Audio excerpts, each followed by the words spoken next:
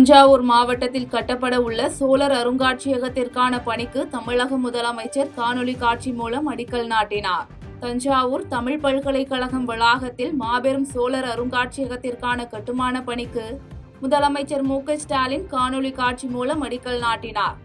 இந்நிகழ்ச்சியில் கலந்து கொண்ட உயர்கல்வித்துறை அமைச்சர் கோவி செழியன் செய்தியாளர்களை சந்தித்தார்.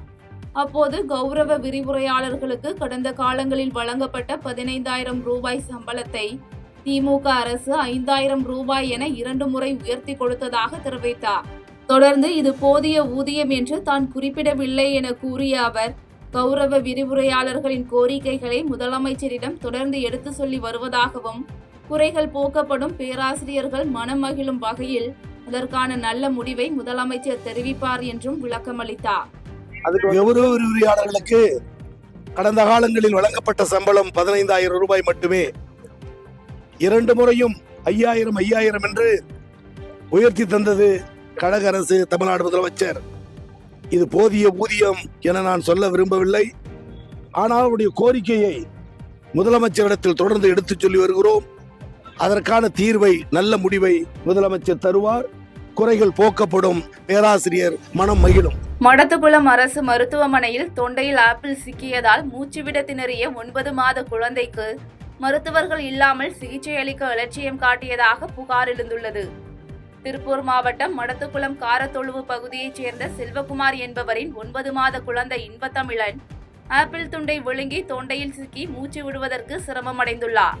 இதனை கண்ட பெற்றோர்கள் குழந்தை இன்பத்தமிழனை மடத்துக்குளம் அரசு மருத்துவமனைக்கு அழைத்து சென்று மருத்துவர்களை அழைத்து உடனடியாக சிகிச்சை வழங்க தெரிவித்த பொழுது மருத்துவர் வந்துவிடுவார் என செவிலியர்கள் தெரிவித்துள்ளனர். இந்நிலையில் குழந்தை மூச்சு விடுவதற்கு சிரமம் அடைந்ததால் உடுமலையில் உள்ள தனியார் மருத்துவமனையில் சிகிச்சை அளிக்கப்பட்டது. இதனைத் தொடர்ந்து குழந்தைக்கு சிகிச்சை அளிக்க மருத்துவமனையில் மருத்துவர் இல்லாமல் அலட்சியம் காட்டியதாக கூறி பொதுமக்கள் மற்றும் குழந்தையின் உறவினர்கள் மருத்துவமனையை முற்றுகையிட்டு வாக்குவாதத்தில் ஈடுபட்டனர். தொடர்ந்து குழந்தை சிகிச்சைக்காக அழைத்து வரப்பட்ட நேரத்தில் தான் உணவருந்த சென்றிருந்ததாக பணி மருத்துவர் தீபக்குமார் தெரிவித்துள்ளார். என் பையன் ஆப்பிள முழுங்கிட்டானுங்க. ஆப்பிள முழுங்கினா நாங்கள் பக்கத்தில் இருக்கிற ஜிஹெச், மடத்துக்குள்ள ஜிஹெச்சுக்கு போனோம்னா அங்கே உள்ளே போனோம்னா ஃபர்ஸ்ட் எய்டுக்காக உள்ளே போனோம்னா காட்டி நான் நர்ஸுக்கு தான் இருந்தாங்க. டாக்டருங்கன்னு கேட்டங்காட்டி டாக்டர் வருவாங்கன்னு சொல்லிட்டாங்க. ஆனால் டாக்டர் அங்கே யாருமே இல்லைங்க. நாங்கள் எல்லா பக்கம் என் கூட வந்தவங்களாம் டாக்டர் தொலைவனாங்க, டாக்டரே இல்லைங்க. ரெண்டாவது அப்போ நாங்கள் பார்த்துட்டு ரொம்ப மூச்சு திணறலானுங்காட்டி நாங்கள் உடுமலைப்பேட்டையில் இருக்கிற ஒரு ப்ரைவேட் ஹாஸ்பிட்டலுக்கு கொண்டு போய் அங்கே போய் ட்ரீட்மெண்ட் கொடுத்து இப்போ பையன் நல்லா இருக்கானுங்க. ரெண்டாவது நாங்கள் டாக்டர் யார் டியூட்டி டாக்டர்னு கேட்டாங்க, நீங்கள் கரெக்டான பதிலே இல்லைங்க. கேட்டங்காட்டி அவங்க என்னங்கிறாங்க, டாக்டர் சாப்பிட போயிட்டாரு, அங்கே இருக்காரு இங்கே இருக்காருன்னு பாத்ரூம் இருக்காருன்னு மாற்றி சொல்கிறாங்க நர்ஸ் ஒவ்வொருத்தர். அப்புறம் என்னங்கிறாங்க, தனியாக வாங்க அங்கே உட்காந்து பேசிக்கலாம் அப்படின்னு சொல்கிறாங்க. 5,000 ரூபாய் அறிவிப்பு என்று தேர்தலுக்காக திமுக நடத்தும் நாடகம் மக்களிடத்தில் எடுபடாது என ஜெயங்கொண்டத்தில் பாமக வழக்கறிஞர் பாலு தெரிவித்தார். அரியலூர் மாவட்டம் ஜெயங்கொண்டத்தில் பாமக சமூக நீதி பேரவை தலைவரும் வழக்கறிஞருமான பாலு செய்தியாளர்களை சந்தித்தார்.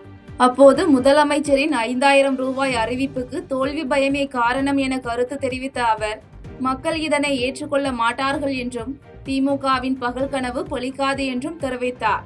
தொடர்ந்து திமுக ஆட்சியில் தண்ணீர் வரி, வீட்டு வரி, மின்சார வரி என அனைத்து கட்டணமும் உயர்ந்துள்ளதாக குற்றம் சாட்டிய அவர், அனைத்து துறைகளிலும் வரியை ஏற்றிவிட்டு 5,000 ரூபாய் அறிவிப்பு என்பது மக்களிடத்தில் எதுவும் ஈடு செய்ய முடியாது என்றும், கண்டிப்பாக திமுக இந்த முறை தோல்வியை தழுவும் என்றும் தெரிவித்தார். திராவிட முன்னேற்ற கழக அரசு திடீரென்று எந்த அறிவிப்பும் இல்லாமல் ஒவ்வொரு குடும்பத்திற்கும் அவருடைய வங்கிக் கணக்கில் 5,000 ரூபாயை செலுத்தியிருப்பதாக அவர்கள் தம்பட்டம் அடித்து கொண்டிருக்கிறார்கள். ஆனால் உண்மை என்னவென்றால் 2,30,00,000 குடும்பங்களில் இன்று 1,30,00,000 குடும்பத்திற்கு மட்டும்தான் இந்த நிதியை ஒதுக்கியிருக்கிறார்கள். 1 கோடி குடும்பத்திற்கு இந்த 5 லட்சம் ரூபாயை திமுக அரசு கொடுக்கவில்லை. இதையும் கொடுப்பதற்கு காரணம் தோல்வி பயம். நாம் தோற்று விடுவோம், எப்படியாவது மீண்டும் ஆட்சியை தக்க வைக்க வேண்டும் என்பதற்காக இந்த விடியற்காலை ஆபரேஷனை திமுக அரசு கொண்டு வந்திருக்கிறது. இதில் நிச்சயமாக இவர்கள் தோற்று போவார்கள். சிலர் நீதிமன்றம் சென்று தேர்தல் நடத்தை விதிமுறைகளை காரணம் காட்டி மகளிர் உரிமை தொகை திட்டத்தை நிறுத்த முயற்சித்ததாக கிடைத்த தகவலின் பெயரில் தொகை முன்கூட்டியே செலுத்தப்பட்டதாக கீழப்பழுவூரில் அமைச்சர் சிவசங்கர் விளக்கமளித்தார். அரியலூர் மாவட்டம் கீழப்பழுவூரில் கட்டப்பட்ட மொழிப்போர் தியாகி சின்னசாமி நினைவு அரங்கத்தில் அமைச்சர் சிவசங்கர் சின்னசாமி படத்திற்கு மலர் தூவி மரியாதை செலுத்திய பின்னர் செய்தியாளர்களை சந்தித்தார். அப்போது சிலர் நீதிமன்றம் சென்று தேர்தல் நடத்தை விதிமுறைகளை காரணம் காட்டி மகளிர் உரிமை தொகை திட்டத்தை நிறுத்த முயற்சிப்பதாக கிடைத்த தகவலின் அடிப்படையில் 3 மாத தொகையும் முன்கூட்டியே வழங்கப்பட்டதாக விளக்கமளித்தார். தொடர்ந்து பீகார் தேர்தல் வருவதற்கு முன்பு பிரதமர் மோடி திட்டங்களை அறிவித்ததுதான் தேர்தலுக்காக செய்வது. ஆனால் திமுக அரசு ஏற்கனவே நடைமுறையில் உள்ள திட்டத்தையே தொடர்வதாக தெரிவித்தார். மேலும் அதிமுக வெற்றி பெற்றால் மோடி ஆட்சி செய்வார் என்ற திண்டுக்கல் சீனிவாசன் கருத்துக்கு அதிமுக ஏற்கனவே மாநில உரிமைகளை மத்திய அரசிடம் அடகு வைத்துவிட்டதை ஏற்றுக்கொண்டது போல் உள்ளதாக விமர்சித்தார்.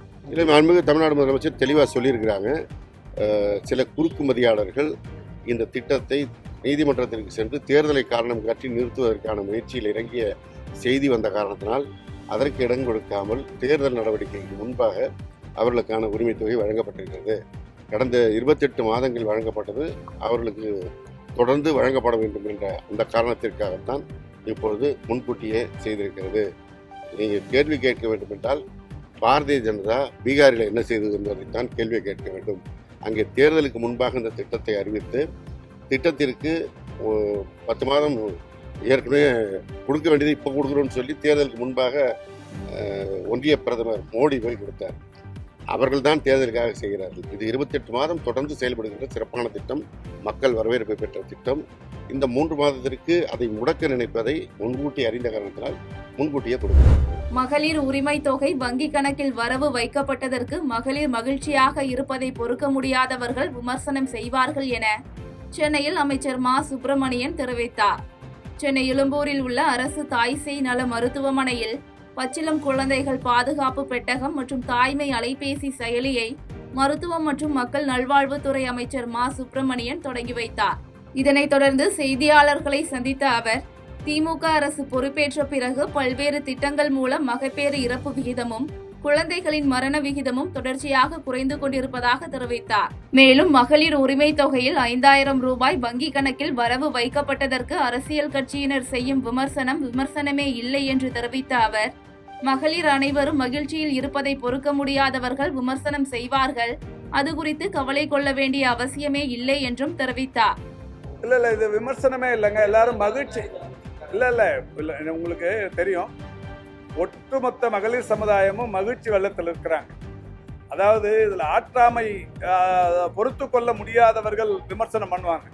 அது குறித்து கவலை கொள்ள வேண்டிய அவசியமே இல்லை. என்னன்னா 1,31,00,000 பேருக்கு இன்னைக்கு 1000 ரூபாய் மகளிர் உரிமை தொகை தரப்பட்டு வருகிறது. இந்த நிலையில இப்போ அரசுக்கு கிடைத்த ஒரு தகவல், தேர்தல் நடக்கும் போது, இந்த தேர்தல் நடக்கிற இந்த 3 மாசம் இருக்குல்ல, அதாவது தேர்தல் நன்னடத்தை விதிமுறைகள் அமுலில் இருக்கிறப்போ இந்த மாதம் 1000 ரூபா கொடுக்கக்கூடாதுன்னு கோர்ட்டுக்கு போகிறதுக்கு ரெடியாக வராங்க. ஸோ இந்த 3 மாதம் அந்த 1000 ரூபா கொடுக்கலன்னா, ஒரு 3 வருஷமாக கொடுத்துன்னு இருந்துட்டு இடையில இந்த தேர்தல் காலத்தில் 3 மாதமாக கொடுக்கலன்னா அவங்களுக்கு பாதிப்பு ஏற்பட்டுருமே அப்படிங்கிற ஒரு தாய்மை உள்ளத்தோடு முதல்வர் அவர்கள் அந்த 3 மாதத்துக்குள்ள அந்த பணத்தை 3000 ரூபாயும் இந்த ஒரு சிறப்பு ஒரு வகையா இந்த கோடை சிறப்பு ஊதியம் திட்டமா ஒரு 2000 ரூபாயும் சேர்த்து 5000 ரூபாய் கொடுத்துருக்காங்க. செய்திகளை உடனுக்குடன் தெரிந்து கொள்ள கீழ்கண்ட கேபிள் மற்றும் டிடிஎச் நெட்வொர்க்குகளில் எம்நாடு செய்தி தொலைக்காட்சியை காணுங்கள். பாதகம் செய்பவரை கண்டால் நாம் பயம் கொள்ளலாகாது பாப்பா. மோதி மிதித்து விடு பாப்பா, அவர் முகத்தில் உமிழ்ந்து விடு பாப்பா. அண்மை செய்திகளை உடனுக்குடன் தெரிந்து கொள்ள இணைந்திருங்கள் எம்நாடு தொலைக்காட்சியுடன்.